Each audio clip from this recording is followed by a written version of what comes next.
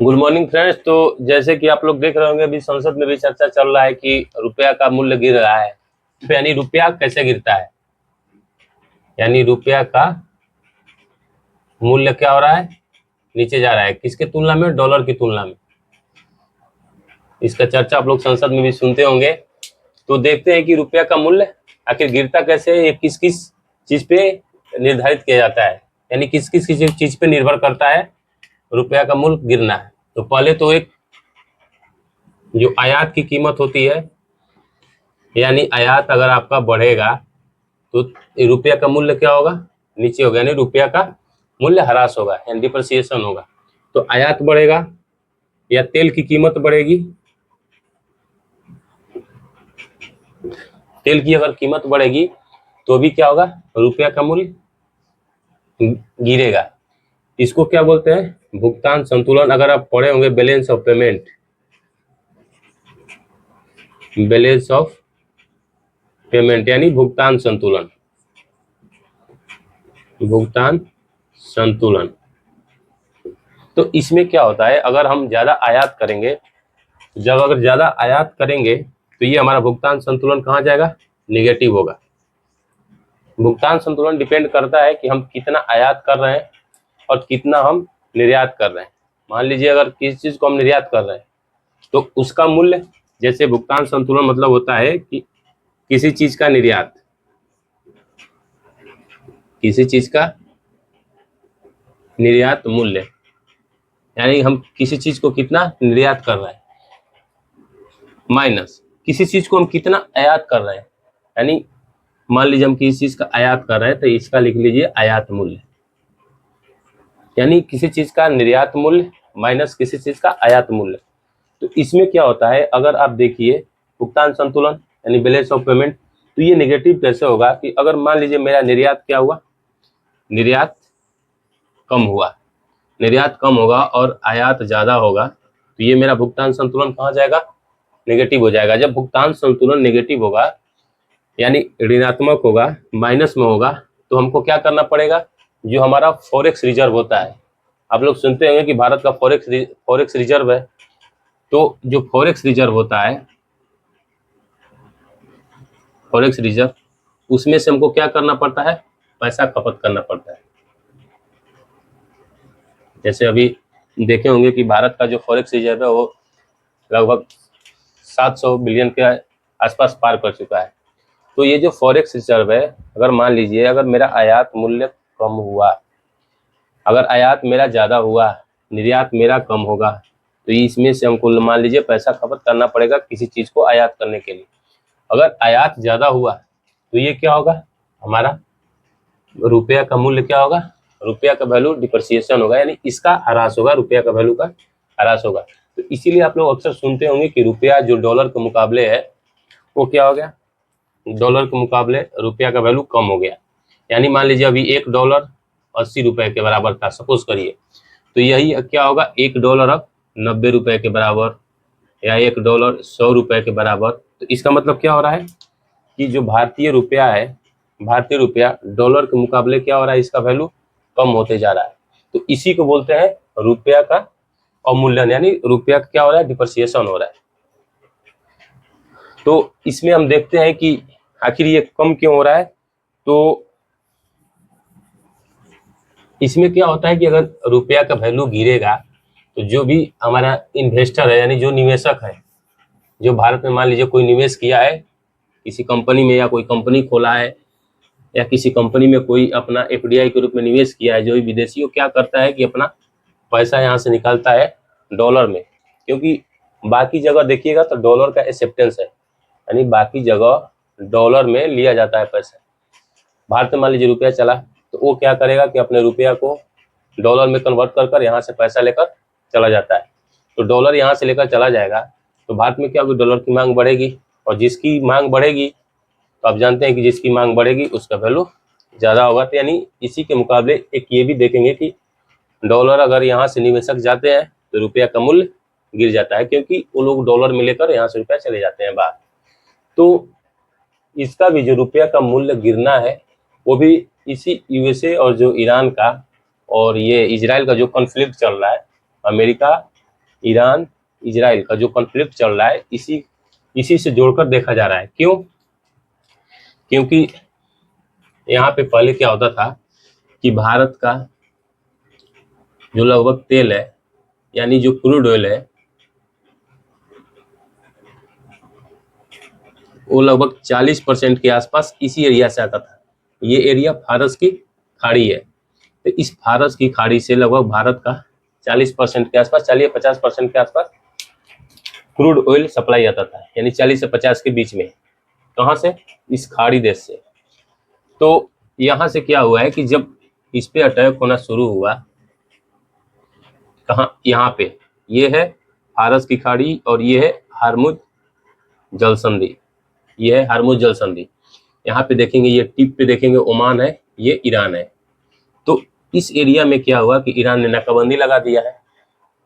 जब ईरान ने इस पे नाकाबंदी लगा दिया तो इसका मतलब यहाँ से क्या हुआ? तेल की आयात भारत में कम हो गई।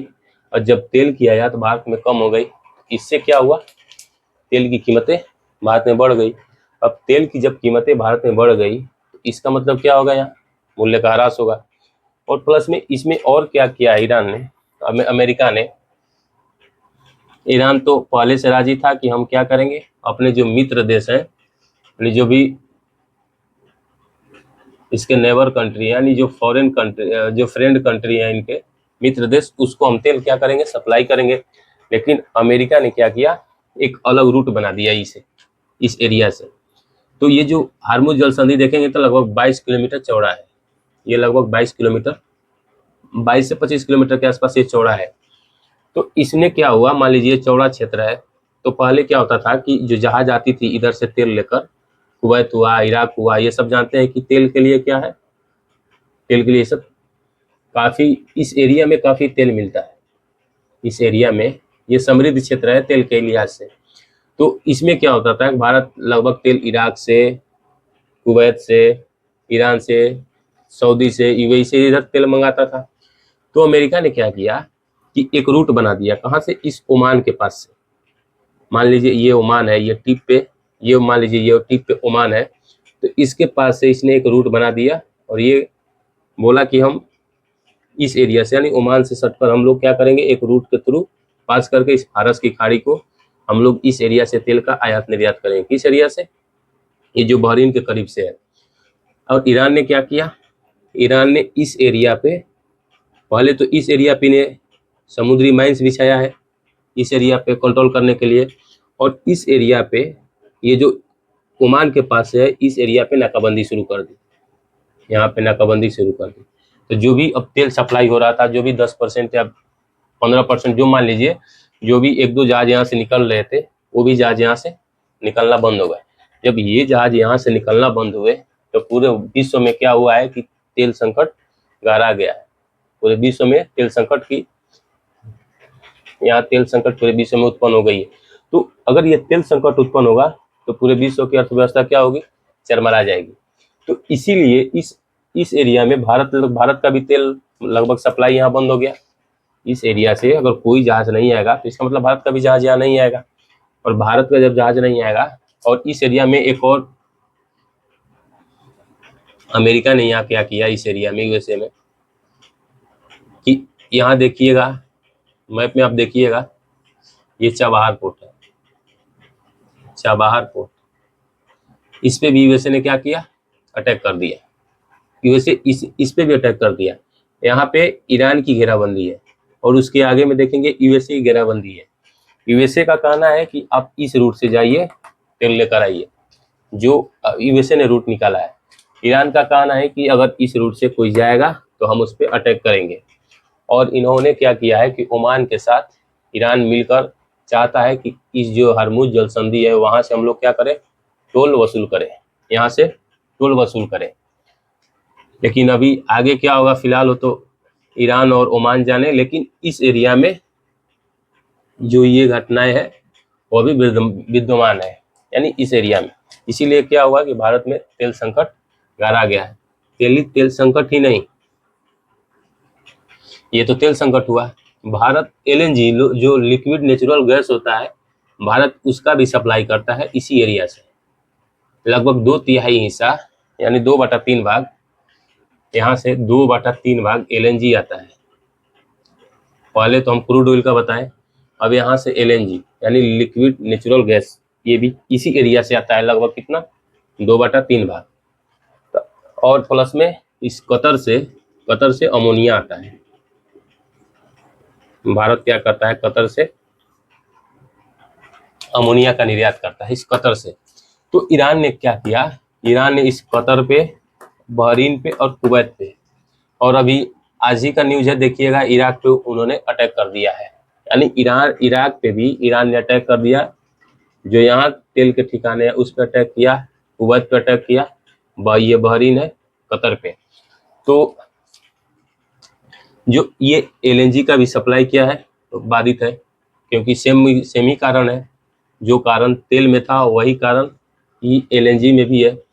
और ये जो अमोनिया है, अमोनिया का भी वही कारण है, क्योंकि इस रूट पे पूरी तरह से ईरान का कब्जा है। इस रूट पे अभी अब देखेंगे तो पूरी तरह से ईरान का कब्जा है। हालांकि डोनाल्ड ट्रंप जो अभी यूएसए के राष्ट्रपति हैं, उन्होंने बोला है कि हमारा मकसद है कि ये जो हरमुज जलडमरू मध्य है, यानी जो हरमुज स्ट्रेट है, उस पर हम क्या करें, ये इस पर कब्जा करें, और ये क्या करें कि हम पूरी तरह से इसको, ईरान को यहाँ से क्या कर दें, नॉकआउट कर दें। यानी ईरान को यहाँ से पूरी तरह से बाहर करके इस पर पूरे हरमुज जलडमरू मध्य पे ये अपना नियंत्रण चाहते हैं। और अमेरिका की नीति है कि जहाँ पे तेल मिलता है वहाँ पे ये अपना हक जमाते हैं, क्योंकि यहाँ पे आप देखेंगे वेनेजुएला, भारत इस एरिया के बाद भारत सबसे ज्यादा तेल कहाँ से निर्यात करता था, वेनेजुएला से। वेनेजुएला पे उन्होंने पहले ही उसके राष्ट्रपति को उठवा लिया है, और उसके जो जितने भी तेल के क्षेत्र हैं उस पर प्रतिबंध लगा दिया है। यानी उस पर जितने भी तेल के क्षेत्र थे, जो माराकाइबो झील के आसपास देखेंगे, तो उस सब पे क्या किया है, प्रतिबंध लगा दिया, और वहाँ बोला है कि अमेरिकी कंपनियां वहाँ से तेल निकालेगी, तो इसके बाद वहाँ से सप्लाई किया जाएगा पूरे वर्ल्ड को, यानी अमेरिकी कंपनी ही वहाँ से बेचेगी। तो इस अतु में क्या हुआ कि यहाँ से अमोनिया का सप्लाई बंद हो गया। अगर अमोनिया का सप्लाई बंद होगा तो अमोनिया पता है कि आपको किस चीज में यूज किया जाता है, फर्टिलाइजर में यानी खाद में। इसका उपयोग कहाँ होता है, जो फर्टिलाइजर बनता है, जो खेतों में खाद डाला जाता है, यानी मेनली ये किसके निर्माण में काम आता है, यूरिया के। आप लोग नाम सुने होंगे यूरिया, तो ये यूरिया के निर्माण में काम आता है। और जब यूरिया का निर्माण कम होगा, यानी खाद का निर्माण कम होगा, तो ये इसका सीधा असर किस पे पड़ेगा, खेती पे, यानी कृषि पे। अगर कृषि पे उपज कम होगा तो यहाँ से क्या होगा, उत्पादकता कम होगी, उत्पादन में क्या होगा, कमी होगा। जब उत्पादन में कमी होगी तो वैसे क्या होगा, खाद्य पदार्थ की सप्लाई में क्या होगी, कमी होगी। जब खाद्य पदार्थ की सप्लाई में कमी होगी, क्योंकि जब यहाँ से खाद्य पदार्थ की सप्लाई में कमी होगी तो यहाँ से क्या होगा, मूल्य इसका बढ़ेगा। जब मूल्य बढ़ेगा तो इसी को क्या बोलते हैं, इन्फ्लेशन। इसी को बोलते हैं इन्फ्लेशन या महंगाई, इसी को बोलते हैं महंगाई। आप देख रहे हैं कि एक युद्ध के चलते ये पूरी अर्थव्यवस्था किस तरफ टिकी हुई है। सबसे पहले अमोनिया इस एरिया से बंद हुआ है, यानी जब अमोनिया बंद हुआ तो इसका मतलब फर्टिलाइजर की कमी होगी, फर्टिलाइजर का प्रोडक्शन नहीं होगा, तो फर्टिलाइजर का या मेनली यूरिया का प्रोडक्शन नहीं होगा, तो ये किस पे डिपेंड है, कृषि। यूरिया पे कौन सा डिपेंड है, कृषि। जब कृषि की कम होगी तो कृषि से क्या होगा, उत्पादन में कमी आएगी। उत्पादन में जब कमी आएगी तो इसका मतलब जो बाजार में खाद्य पदार्थ है, यानी जो चावल हुआ, गेहूं हुआ, उसकी सप्लाई क्या होगी, कम होगी। जब उसकी सप्लाई कम होगी, अब जानते हैं कि जब किसी भी चीज़ की अगर सप्लाई कम हो जाएगी तो उसका मूल्य क्या होगा, अपने आप बढ़ जाएगा। तो जब इसकी सप्लाई कम होगी तो इसका मूल्य बढ़ जाएगा। जब इसका प्राइस बढ़ जाएगा तो उसी प्राइस को तो बोलते हैं महंगाई या इन्फ्लेशन, यानी प्राइस वस्तु की क्या होगी, मूल्य बढ़ गई। तो जब वस्तु की मूल्य बढ़ जाएगी उसी को बोलते हैं महंगाई। तो देख लीजिए एक अमोनिया से किस तरह पूरी अर्थव्यवस्था टिकी हुई है। अभी यही नहीं, अगर मान लीजिए अगर मेरा कच्चा तेल जो क्रूड ऑयल है,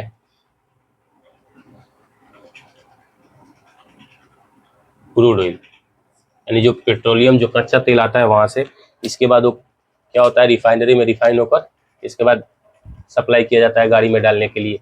तो जो ये कच्चा तेल आता है, अगर इसकी सप्लाई कम हो गई तो इस पे क्या टिका है, परिवहन।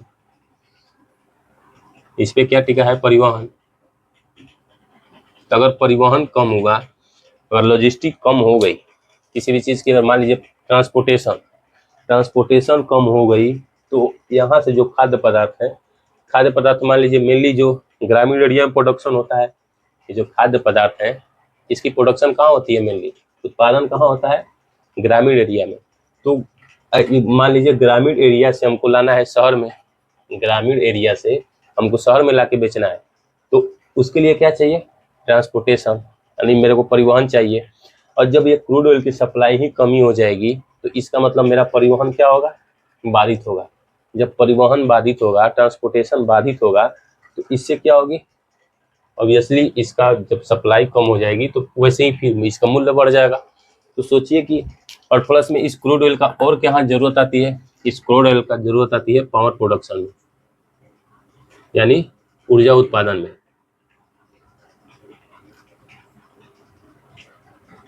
ऊर्जा उत्पादन क्यों, क्योंकि अभी भी लगभग देखेंगे तो भारत की जो बहुत सारी जो पावर प्लांट है वो क्या करती हैं, इस क्रूड ऑयल पे चलती हैं।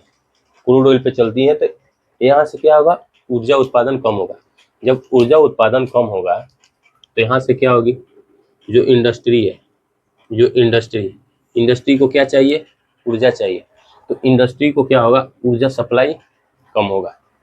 तो जब इंडस्ट्री को ऊर्जा सप्लाई कम होगा तो इंडस्ट्री का क्या होगा, प्रोडक्शन घट जाएगा, इंडस्ट्री का उत्पादन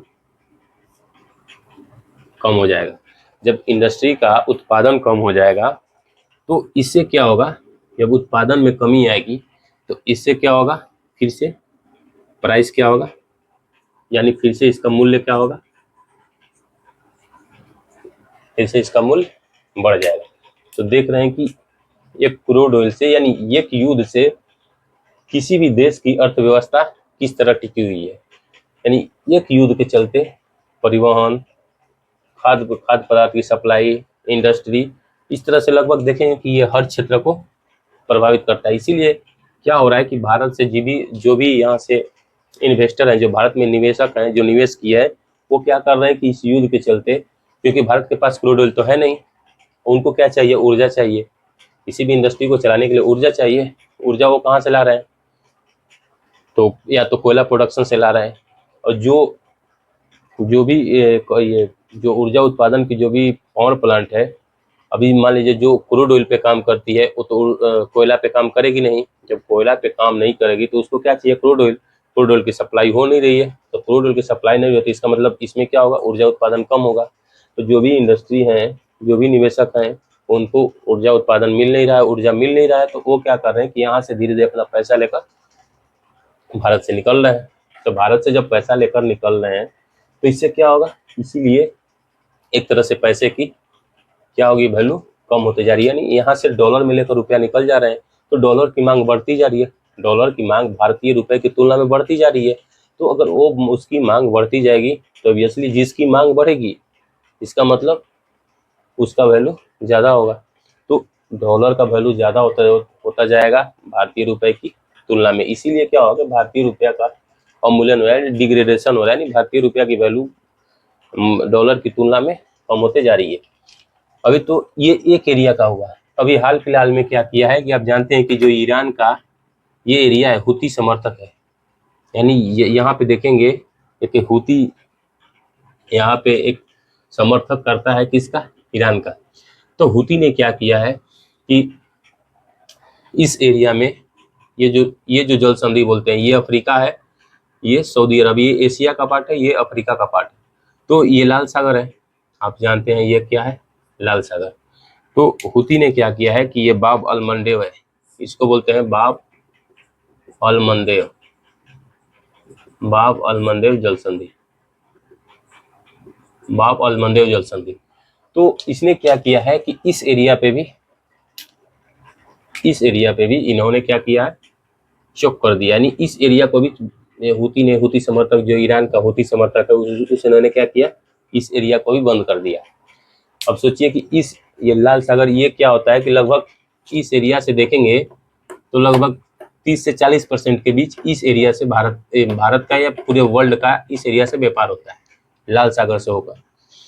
तो इसके चौक करने का मतलब कि 30 से 40% व्यापार इस एरिया से कट कर दिया, यानी लगभग यहाँ से निकलेंगे लाल सागर से ये सिन्हा प्रायद्वीप यानी स्वेज नहर इसी पे है। इसके बाद यहाँ भूमध्य सागर में जाएंगे, तो भूमध्य सागर का मतलब कि आप यूरोप में जा सकेंगे। तो इसी को इन्होंने कट कर दिया, यानी एशिया को यूरोप से इन्होंने काट दिया है इस रूट को। अब बाकी अगर आपको जाना है तो पूरे अफ्रीका को घूम कर जाइए। तो जो ये एरिया है लगभग इस जो ये रास्ता है, इस रास्ता के लगभग 5 गुना रास्ता या 4 गुना रास्ता ये पड़ेगा। तो ये महंगा पड़ेगा। अगर महंगा पड़ेगा तो अगर मान लीजिए कि ये वाला रूट महंगा पड़ा तो इसका मतलब इसका सीधा असर कहाँ पड़ेगा, इसकी सप्लाई पे पड़ेगा। यानी मान लीजिए जैसे आप मान लीजिए किसी शिपिंग कंपनी के, इसको मिटा कर आपको समझाता हूँ।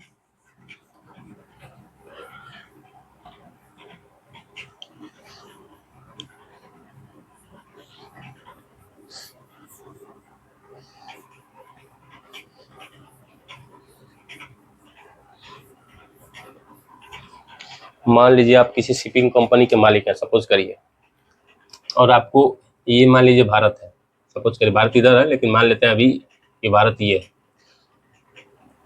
है भारत मान लीजिए। तो अगर मान लीजिए भारत से अगर आपको यूरोप में कोई खाद्य सामग्री ले जानी है, यानी कोई भी चीज़ सप्लाई, मान लीजिए जैसे मान लीजिए कि हम चावल का सप्लाई कर रहे हैं यूरोप में, सपोज करिए, तो चावल का अगर सप्लाई कर रहे हैं तो जो भी शिपिंग कंपनियां होती है वो इस रूट से लेकर जाएगी। मान लीजिए इस रूट से लेकर जाती थी तो मान लीजिए उसकी लागत आ रही थी सपोज करिए 22 रुपये।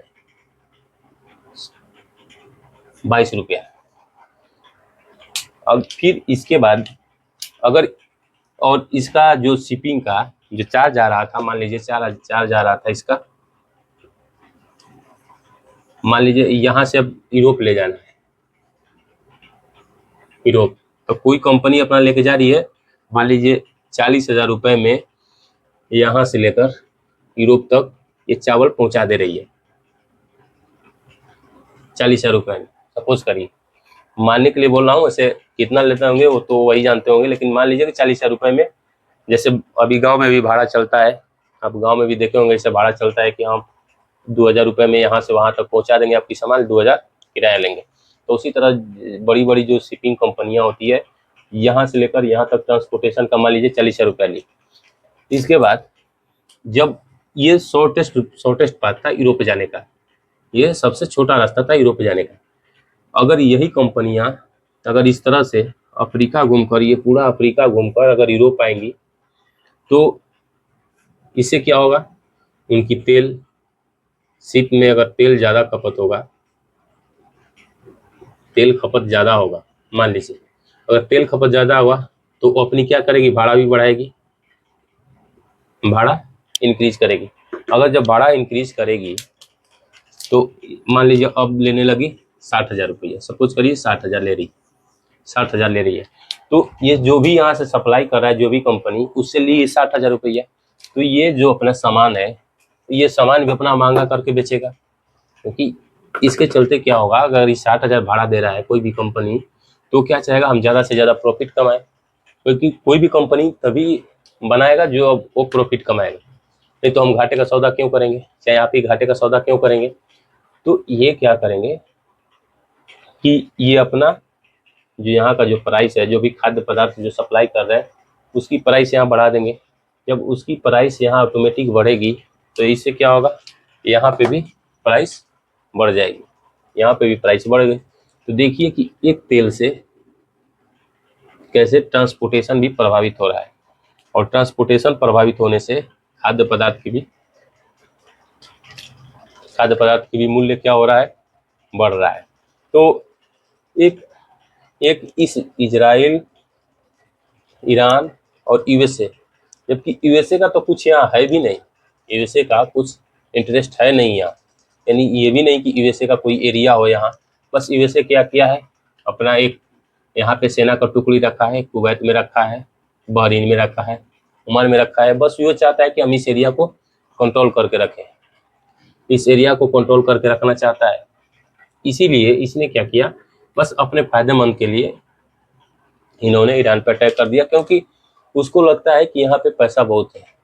उसका ईरान मेनली यूएसए का क्या काम है कि जहाँ पे वो देखेगा कि जिस एरिया में समृद्धि ज़्यादा है, यानी जिस एरिया जो एरिया समृद्ध क्षेत्र है, वहाँ वो कोई ना कोई कन्फ्लिक्ट जरूर पैदा करना चाहता है।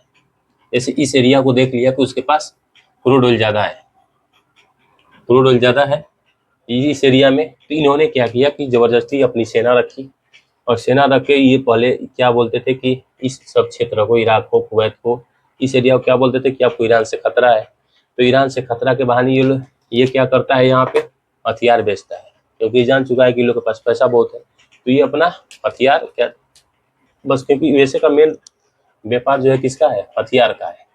तो वो चाहता है कि हम क्या करें, पूरे वर्ल्ड में इस भय, लोगों को भय दिखाकर अपना हथियार बेचते रहे। तो यहाँ पे वो क्या चाहता है कि हथियार बेचना चाहता है। बस मेनली उसका मकसद ही है हमको व्यापार करना है, ट्रेड करना है, और उसके पास क्या है, हथियार है। तो अपना हथियार दिखाता है, लोगों को डर दिखाता है कि आपको ईरान से खतरा है। तो इसी बहाने वो क्या करता है कि अपना हथियार इस एरिया में बेचता है। तो एक इस एरिया से सोचिए कि पूरी तरह कैसे पूरा जो विश्व की अर्थव्यवस्था है वो कैसे चरमरा जाएगी। अभी एक क्वेश्चन पूछा गया था बीपीएससी में, मेंस में क्वेश्चन पूछा गया था कि रूस और यूक्रेन, जो रूस और यूक्रेन युद्ध हो रहा है, कौन सा रूस और यूक्रेन, रूस यूक्रेन युद्ध ने कैसे खाद्य पदार्थ की सप्लाई को बाधित किया है।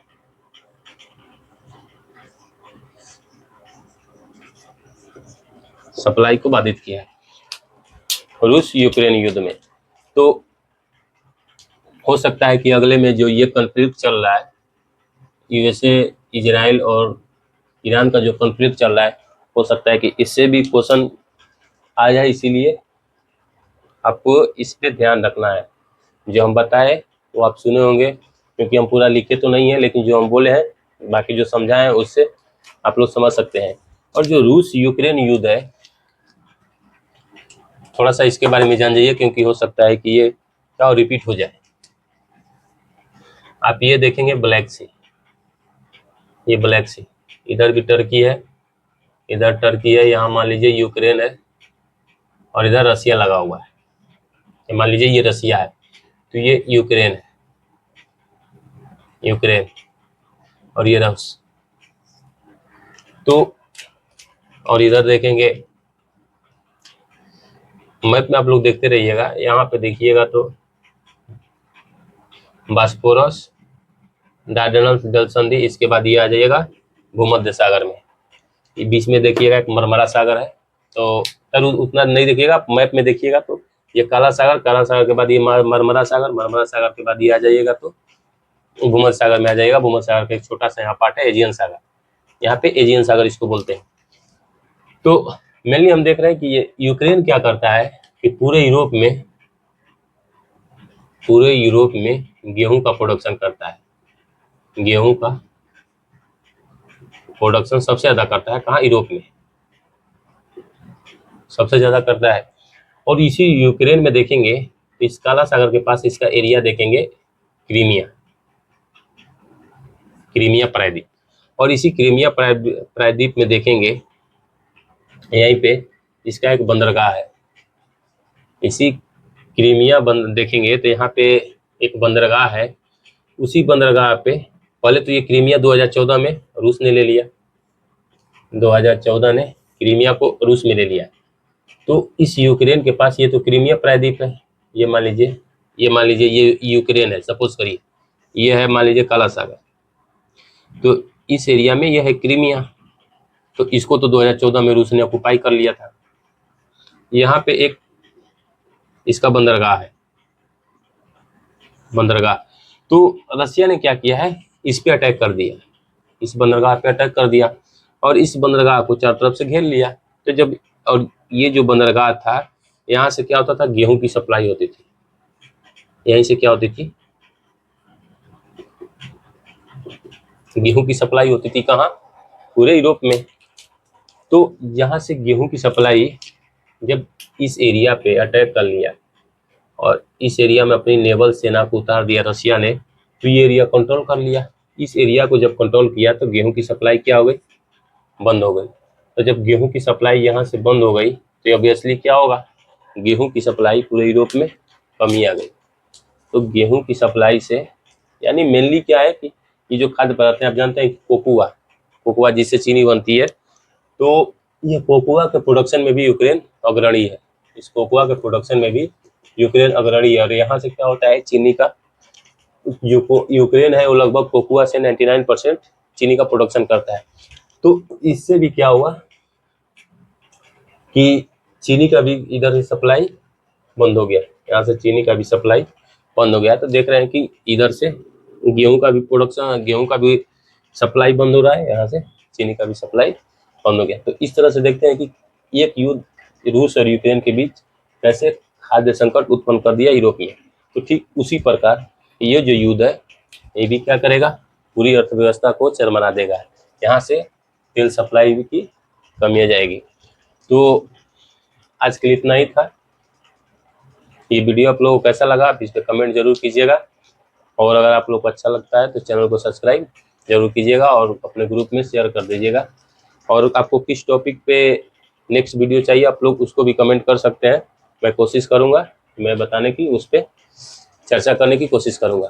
तो आज के लिए इतना ही, धन्यवाद।